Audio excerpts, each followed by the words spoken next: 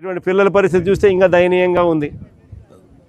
ఏమన్నాడు? ఇట్లా 18 ఏళ్ళ నుండి నా అక్కచాలను చూసి ఏమన్నాడు?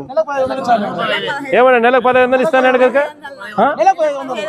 నెలకు 1500 ఇస్తానన్నాడు. సంవత్సరానికి 18,000 అన్నాడు. 2 ఏళ్ళు కలిపి 36,000, 2 ఏళ్ళు కలిపి 36,000 బాకీ.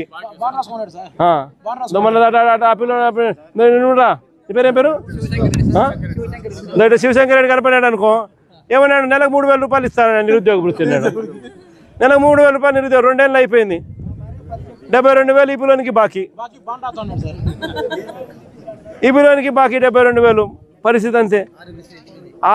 ఆ చెల్లెమ్మకు బాకీ 36,000. ఆమె పరిస్థితి అంతే. ఈమెకు 36,000. నెలకు 1800 ఇస్తానన్నాడు. నెలకు 1500 ఇస్తానన్నాడు. సంవత్సరానికి 18,000. 2 ఏళ్ళు కలిపితే బాకీ.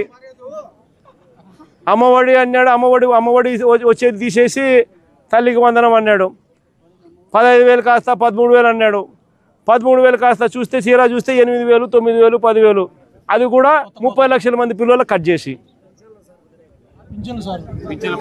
పెన్షన్ల పరిస్థితి చూస్తే ఏకంగా పెన్షన్ల పరిస్థితి చూస్తే